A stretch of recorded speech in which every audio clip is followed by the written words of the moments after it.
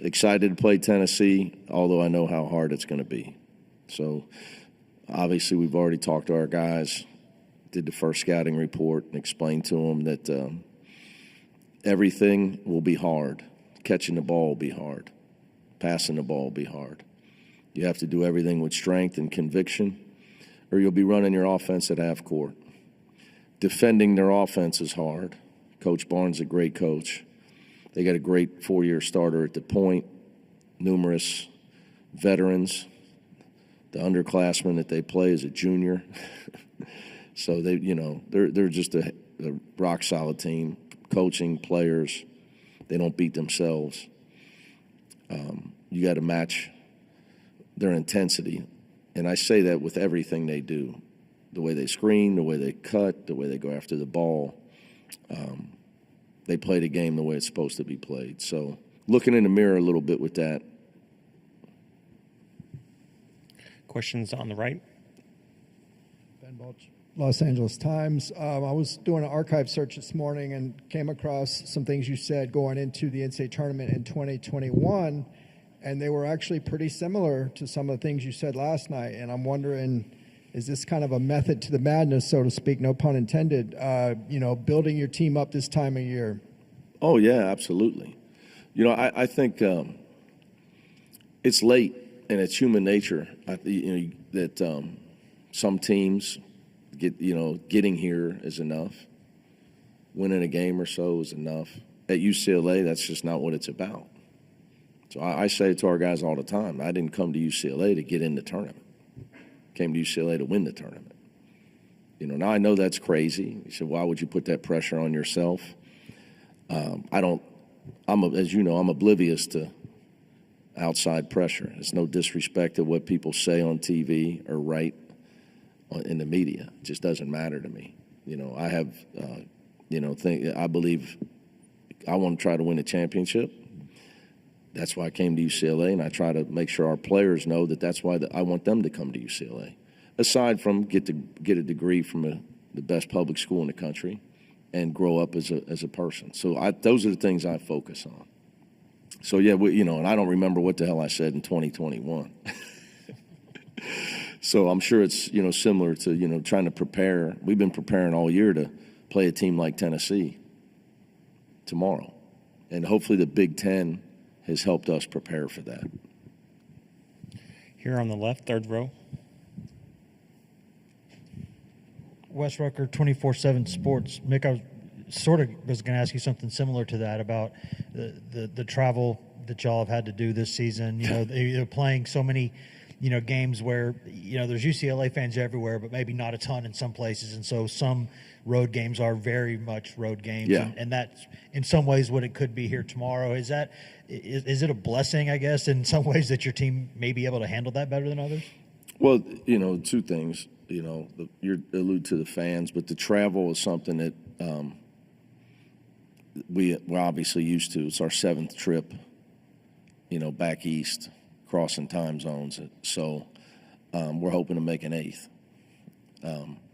But as far as the fans, I'm really counting. So I alluded to, I paid taxes here for 5 years in the Commonwealth. So I'm from 60 miles away. So I'm really, and I told that story about that guy in the elevator with his kids is true. So I'm hoping that there's the local people that are going to come to the game that couldn't get to Milwaukee are going to root for the Bruins. I'm trying to recruit the locals. Last time I checked, Tennessee's their rival. So we'll see. I'm being funny, but, fans don't play in games. So I'm not a big believer in it. You got to be tough enough to not let other things like that shouldn't matter. Right here in the third row. Teresa Walker, the Associated Press. Mick, you mentioned that point guard that Tennessee has. Oh, yeah. Ziegler and Meshack, they're the only team that has 2 finalists for Defensive Player of the Year from Naismith. What is it that they do that makes them so effective on the court as defensive players? Well, number one, they care.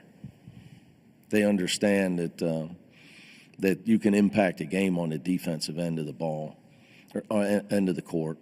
And then secondly, on they're tremendous guarding the ball. They take a lot of pride in it. And that takes toughness, combined with their athleticism, obviously with Zakai, his quickness, with Jemiah, his toughness, his athleticism. He's got long arms. I would have tried to sign him. We didn't have a spot back when he was coming out. We had everybody returning off a Final Four team. And Peyton Watson had already committed to us. That was our only scholarship that year. He played high school with Jalen Clark, who plays for the Minnesota Timberwolves. And his high school team literally had the two best defensive players I've ever seen on a high school team in Jalen Clark and Mashak. So it's a mindset and a toughness that you're born with. Sky Clark has it for us. He's just he takes a lot of pride in it. But it's a credit to them. And obviously Coach Barnes didn't surprise me. We couldn't recruit Mashak because of our situation, no scholarships. But when he went to Tennessee, I knew it was a great fit for him. Back row here on the left. Jim Alexander from the Southern California News Group. Mick, you made a reference a little while ago to the number of trips you guys have had to make back east. I guess my question would be, does it get any easier in terms of players getting used to the process and getting used to change in time zones and all of that? I would ask them. I'm hoping so. I think so a little bit. It probably helped us that we got our ass beat by Wisconsin, so we had time to rest. Usually because we don't want to miss too much school, so if we were to play, I don't know what day it is. We played on Thursday. We would leave on Wednesday to try to mitigate our missed class. So with this, you have to be here for the media. So we had an extra day to adjust. So it's a little, yes, I think it helped us, but I think it's a little, I don't know if you say easier, but you get a little time you get that day to adjust, which we had on Wednesday. So we traveled on Tuesday. You just can't do that at UCLA. Academics are too important. And you're gone. It's a 2-game road trip in our conference. We do 3 of those. You can't add. We're already missing too much class, so you can't add to it. The only thing that's harder is the plane's not the same. Like the charter flight, we're pretty spoiled. So when we got our own situation that we charter, we have Wi-Fi, and the seats actually have padding. And we have big-time meals, and there's drinks everywhere, and the people serving us love us, and they know us. Not the same on the NCAA plane. With the you get one small bag of stale pretzels, and you can't ask for a drink until an hour or so into the flight, or you get reprimanded. Kind of the flight equivalent of a school bus? Yeah. It's like riding a cheese, which we used to call it when I was growing up in Cincinnati. So it's the cheese version versus a charter bus. You're on the cheese. I just have one more thing. It's kind of a UCLA tradition that finals always come in the middle of the NCAA tournament. What's finals week this year? Now. Oh, okay. Yeah. So you've got proctors and everything along Yes. with you? Okay. Our academic people are here. Some places are a little bit not as strenuous as UCLA, where, hey, take it when you get back. We have a lot of classes where they have to take it online with the proctor here in the middle of this whole thing. So that's just life at UCLA. I have a question on the right. Coach, there's been coaches that have gone up against Tennessee and mentioned after the fact that they're difficult to prepare for because of their style. You mentioned they're kind of like looking in the mirror. Yeah. Can you talk about that preparation for Tennessee? Well, right now we didn't get out of here till midnight last night. So right now we let our guys sleep in and gave them the scouting report. We'll have a glorified walkthrough and do a lot of film today. I'm a big believer in you got to have fresh legs. So our preparation will be mostly tomorrow at Transylvania during the day for the game tomorrow night. Look, the reason they're hard to prepare for is it's hard to simulate their intensity. And, you can run through your offense, and it's easy until you got to try to run your offense against a team with two of the best not only you have a great coach who's a great defensive coach, but I've been doing this a long time as well. Your defense gets better when you got two of the best defensive players in the country. Now, we haven't even mentioned Akpara and his length and his shot blocking. So, their personnel to go with their system is why they're such a great defensive team. And that's what's so hard to prepare for. Your stuff tends to work against certain teams that doesn't work against them. So as a coach, the challenge is, okay, what can we do to make sure we get good shots and we don't have our offense at half court? You got to be able to get the ball entered. Just getting the ball entered into your offense can be a challenge against them. How do you relieve their pressure a little bit so you can try to put them on their heels a little bit instead of their defense attacking you attacking their defense? And it's not easy. So I think that's what most coaches are talking about. Here on the left, third row. Wes Rucker, 24/7 Sports. Mick, when a lot of people talk about you look like Wes Rucker. I do, don't I? Just like I look like Mick Cronin. Especially when I had hair, it was red. It's funny how it works out sometimes, doesn't it? Yep. When people talk about your teams and Rick's teams, one of the first things they always say is those guys, play hard. Is that something that you can identify properly in recruiting, or is that something that you have to coach into a guy to get it at this level what you need? Yeah, I would say, I'm sure Coach Barnes, he's been around longer than me. He's in good shape though for his age. But anyway, he, I'm sure he would share this, that when you recruit, you got to try to say, is he gonna get over himself and let me coach him to become a better player, or is he just think that he's good enough and he doesn't need me? Because what happens in successful programs, you become us. We don't become you. You become us because we know how to win. The things that we value: playing without the ball, fighting through screens, an example, which Tennessee's great at. Physicality, effort, togetherness. So you become us. We don't become you. So you have to ascertain whether you better recruit guys that are willing to be a part of the way you do things. So it's a bad fit. It's just a bad fit. And then I would say, no matter how high a guy is ranked or how much talent he has, it doesn't matter if it's a bad fit. If he can't, we're paid to win games.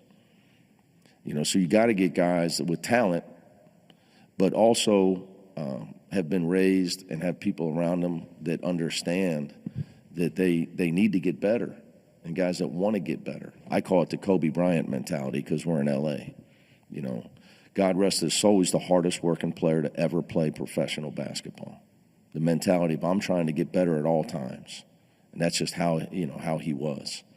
So we talk about it a lot. We talk about it in recruiting. We talk to our players about it all the time. And I'm sure, Coach Barnes has learned that over the years as well. I don't want to speak for him, but it's fairly obvious what he stands for and why he's so successful. Back row on the left.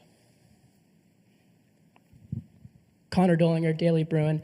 Coach, you talk a lot about those little things, fighting through screens, taking pride with your defense that Tennessee has. What do you think about those small things that your team has, and what do you think it sets them apart? Well, we try to do the same thing. It's going to be harder against them, though. I'm concerned with the defensive backboard. You got to be able to not only block out, you got to go get the ball, which is, not easy. Because you got a guy like Mashak who really reminds me of Jalen Clark, and it's funny because they were on the same team in high school for Coach Kleckner at Etowanda. And I saw them play a game together. It was amazing. You talk about not being able to score. You should have seen the poor team playing against Etowanda when they were playing together. Guys, it's what you do when you don't have the ball. And, I give them an A+ grade on that. Even on offense. Moving, the way they screen, the way they move without the ball, the way they go rebound when the shot's taken. So if you don't match them in those areas, you have no chance. You have to match them in those areas. Now you got a shot to win. If you don't match them in those areas, you're not going to get good shots. Even if you stop them, they're going to get the rebound. So you have to match their intensity and their commitment to all that other stuff that has nothing to do with shooting jump shots. If you do that, then then you got to give yourself a chance at least. But it's easier said than done. Back in the far right.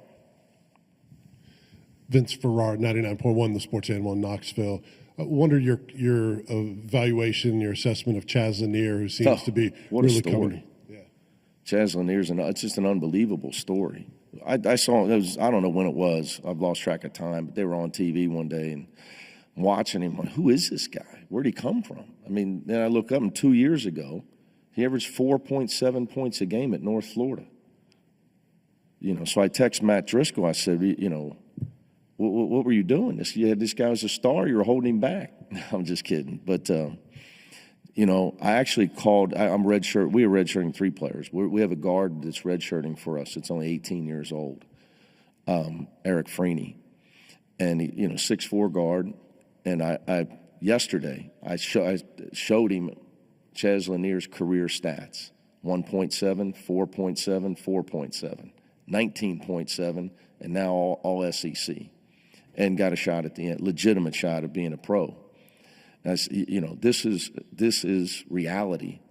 Everybody else wants one and done. This is who you could be someday. You can't get down on yourself, because everybody, especially in LA, it's title town, one and done. Everybody used to All-Americans. We've had so many great players. You got to have some guys that are going to get better every year. So that's really all I know about his story. But I had a lot of guys at Cincinnati like him that got better every year. And, he's been awesome for them. That's 2 years in a row they've had a guy, Dalton Connect and then him, that they've been able to pull that off. To be able to, who's saying, how are you going to replace Dalton Connect? And they did it. Man, he's good. He is really good. So it's a tremendous respect for him to keep his head down, keep working, and get better in a time where, most people, they don't want to put the work in. It's just we're in an era where it's not really about that. Anything else? All right, Great, guys, Coach. thank you.